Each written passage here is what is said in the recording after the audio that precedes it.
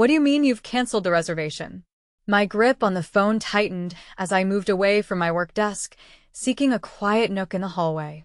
The engagement party is this Saturday. We sent out the invitations weeks ago. The venue is just too expensive, Jenna. My mother explained with that well-practiced calm she used for delivering disappointing news. Your father and I discussed it, and we can't justify spending that much on a party. We're considering more appropriate options. Appropriate? I felt my face flush with anger. The Riverside Terrace was my dream venue. I've wanted to celebrate important milestones there since I was 16. Dreams should align with reality, dear. I've explored some charming restaurant back rooms that would be perfectly suitable, she continued. We already put down a deposit, I interrupted. How much could you possibly save by canceling now? There was a telling pause. It's not just about the money, Jenna. It's also about setting reasonable expectations for your future. Considering David's background, it might be wiser to start modestly. The implication was painful and made my stomach knot. I ended the call, promising to discuss it later, while knowing the decision was final. My name is Jenna Whitfield, and at 29 years old, despite my upbringing in the wealthy Amberley village of Cincinnati, I've built my life independently. I've thrived in architectural design without leaning on my father's connections. I bought my condo without touching my trust fund and fell in love with David Chen, a brilliant software developer who made his own success despite humble beginnings. My parents couldn't see past his modest appearance and demeanor. All I wished for was one perfect day, a celebration where our worlds met, where David and I could announce our engagement surrounded by loved ones in a meaningful venue. But my parents snatched that away with barely a week's notice. As I returned to my desk, my phone buzzed with a text from my sister Vanessa. Mom just told me about Riverside. So sorry. But the silver lining is she's upgrading my birthday venue to avoid family embarrassment. Cool, right? I reread the message thrice before the implication sank in. The cancellation wasn't about expenses. It was about their embarrassment over David, our engagement, and by extension me. This wasn't even the worst part. Vanessa's birthday was the weekend after our annulled engagement party. Growing up as a Whitfield meant recognizing that appearances were everything. My father forged Cincinnati's largest commercial real estate firm through networking at elite golfing events and charity galas. My mother ensured our family's presence in society columns by serving on the boards of prominent cultural organizations. Vanessa thrived in this environment, dating only men from suitable backgrounds, pursuing a law degree, not from passion, but expectation, and becoming the daughter my parents desired, polished, predictable, perfectly aligned with their values. I, on the other hand, took a different path. In college, rather than my mother's sorority, I volunteered to design community centers in underserved neighborhoods. Post-graduation, I turned down my father's corner office offer at Whitfield Properties, choosing a small, innovative firm that focused on sustainable design. Each choice widened the rift with my family, but I believed they respected my independence if not understood it. Everything changed when I met David at a tech conference. I was presenting on smart building design.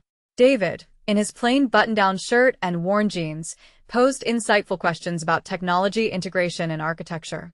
Intrigued, we conversed for hours at a nearby coffee shop. He was brilliant, kind, genuinely different from what I often encountered in my parents' circles. After 6 months of dating, I introduced David to my family for dinner. The evening was tense. My parents probed him with pointed questions about his education at a state school on scholarship, his middle-class family, and his father who taught high school, while his mother was a nurse. My father concealed his disapproval poorly when David mentioned his college car, a perfectly functioning 15-year-old Honda. Later, my mother whispered to me, "At least he's resourceful," as if being frugal was an exotic trait. I chose to believe they needed time to see the man I saw, to appreciate his brilliance and generous heart instead of focusing on superficialities. When David proposed to me with a modest yet meaningful ring he had designed himself 6 months later, my parents' response was half-hearted congratulations followed by a suggestion for a long engagement. Marriage is a lifetime commitment, my father had said. One should know a person completely before making such a decision. In truth, He hoped I'd reconsider and find someone more aligned with their standards. Hindsight is 20/20ths, and I should have noticed the warnings. The engagement party that my parents grudgingly agreed to organize was doomed from the start. Realization struck 3 days post-cancellation when I went to my parents' house unannounced. I had been avoiding their calls, taking time to process my anger before dealing with them. In their driveway, I noticed extra cars belonging to my aunt, my father's business partner, and my sister. Inside, I found them in the sunroom huddled around floral arrangements and catering menus.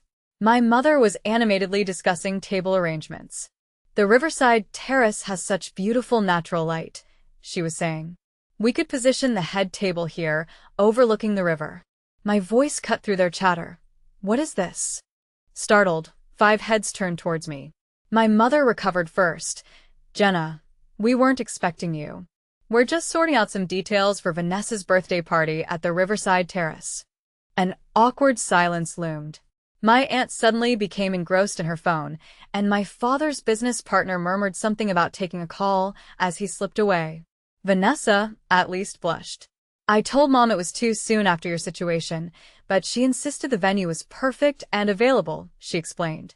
"Available because you canceled my reservation," I replied, eerily calm despite my inner turmoil. My father stood up, straightening his shirt. "Jenna, let's talk in private." "Why?" I challenged. "Everyone here knows. You canceled my engagement party because it was too costly, yet booked the same venue for Vanessa's celebration. I'd love to hear why." "It's not as straightforward," my mother started, her smile undeterred. "Given Vanessa's esteemed guest list, the Riverside is ideal. Plus, there are connections your father can nurture there." "And my guests weren't important?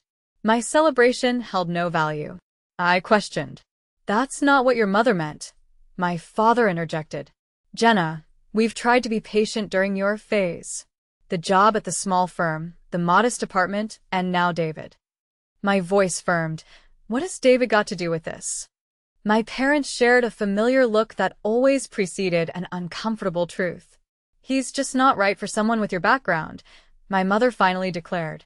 "He may be nice, but he lacks ambition, family ties, and offers nothing but love, respect, and support.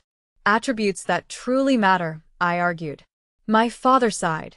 "Your fiancé isn't suitable, Jenna, and deep down you know it. We're only trying to prevent a regretful mistake." Their words hit me like a physical blow. While I suspected their disapproval, the blunt acknowledgement stunned me. Surrounded by party plans for my sister but not for me, I finally saw my parents' true selves, their conditional love, shallow values, and firm belief in their rightness. I left without a word, my mind spinning.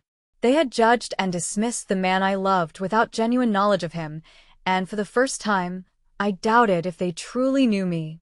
That evening, I sat in my condo with David, tears falling as I relayed what happened. He listened quietly, more sad than angry. "I'm sorry they hurt you," he said gently, "but I suspected their feelings about me. I hoped they'd at least attempt to know you," I replied, wiping my tears. "Family should matter more than money." David gave a slight, sad smile. "Some only value what they comprehend. Your parents assess worth differently, and I don't meet their criteria." His calm acceptance fortified my resolve. "Let's host our own engagement celebration," I suggested impulsively. "Something simple yet meaningful. We don't need the Riverside Terrace or their approval." David hesitated. "Are you sure? They're your family, Jenna. I don't want to come between you." "You're not the reason," I assured him. I reassured him about their attitude and channeled my emotions into productivity. Over the next 2 days, I sought out a charming rooftop venue at a local brewery, reached out to friends, and crafted digital invitations. It was coming together beautifully, a celebration that truly reflected who we were, not who my parents envisioned us to be. Then, on Friday morning, I received a call from Vanessa. "Mom's invited the Hendersons to my party," she said abruptly. "The Hendersons, as in Jonathan Henderson's family?" My heart dropped. Jonathan was Vanessa's ex-boyfriend, the son of a prominent banking family my parents had adored. They were heartbroken when Vanessa ended things with him last year to date Brad, a pharmaceutical sales rep they deemed unworthy of her. Now, the invitation suddenly made sense. They were trying to engineer a reunion. She claims it's because his father is considering investing in Dad's new development, Vanessa continued. But we both know the real motive. And guess what? She told Brad the party was canceled due to family issues when, in reality, she just didn't send him an invitation. I closed my eyes, seeing the pattern. She's doing to you what they did to me. Not exactly, Vanessa replied. I'm their golden child, remember? They're not canceling my party. They're just trying to control whom I celebrate with. But Jenna, I'm really sorry about what they said to you about David. It was cruel and unfair. It was the closest Vanessa had come to openly criticizing our parents. For a moment, I thought I found an ally. Why don't you and David join us at your own engagement party? Bring Brad too, and we'll celebrate right under their noses, I suggested, warming to this retributive idea. The line went silent. I can't do that, she admitted after a pause. Dad's announcing my promotion to junior partner at the firm during the party. I've worked 3 years for this, Jenna. I can't risk it, even for you. Familiar disappointment settled in my heart. So, you'll let them control your life as long as it benefits you. What about Brad? I'll make it up to him. Look, not everyone can afford to burn bridges with the family, Jenna. Some of us have practical considerations. After we hung up, I stared at the half-finished invitations on my screen, feeling that even my small act of independence now seemed empty. I could host my own party, but those who should care most, my family, would be across town celebrating without me, continuing as if my feelings and choices were irrelevant. David found me like that an hour later.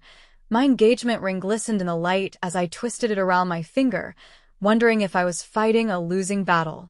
On Saturday morning, the day our engagement party should have happened, I woke to find David already up, dressed, and sipping coffee on our small balcony.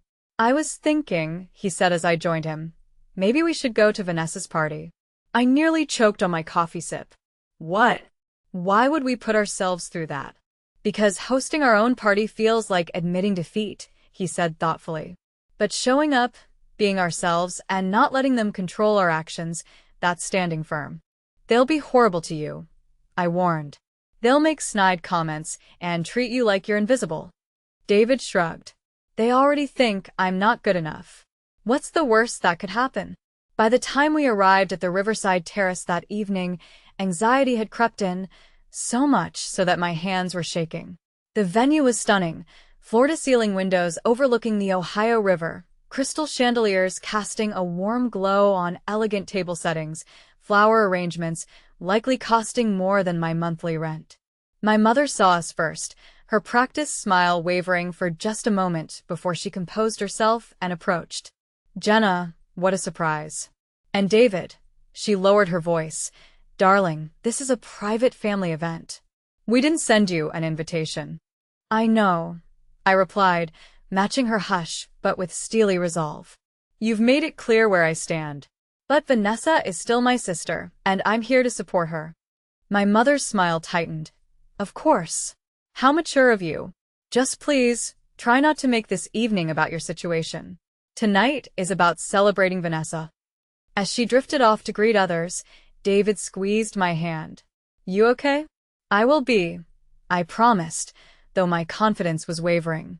The evening trudged on awkwardly, with my father barely acknowledging us, focusing primarily on the Henderson family, particularly Jonathan, whom he had seated next to Vanessa. Despite everything, despite the obvious tension, David was often left on the periphery of conversations, typically served last at meals, and frequently confused for waitstaff by my parents' acquaintances. The real turning point occurred when my father made a toast, glass of champagne in hand, smiling broadly at Vanessa. He declared, "Tonight, we honor not just a birthday but an outstanding young woman who embodies the Whitfield values." He praised Vanessa's dedication to family tradition, her professional accomplishments, and her ability to forge meaningful connections for a bright future. His eyes lingered on Vanessa before moving meaningfully to Jonathan Henderson, continuing, "In fact, I'm delighted to share that Vanessa will be promoted to junior partner at Whitfield Properties, where she will spearhead our thrilling new project with Henderson Financial Group. Applause quickly filled the room, leaving me in a state of shock. This was not merely a birthday celebration or a professional announcement. It was a calculated business merger between families that would entwine Vanessa with Jonathan, potentially limiting her independence in choosing her own future. Suddenly, everything became clear. This wasn't about David's perceived shortcomings. It was about maintaining control and preserving the Whitfield legacy according to their rules. As this realization hit me, I noticed David's unease beside me. Following his gaze, I saw my father in discussion with an unfamiliar man, who occasionally looked our way, his demeanor shifting from disbelief to amazement. "David," I murmured. "Who is that man?"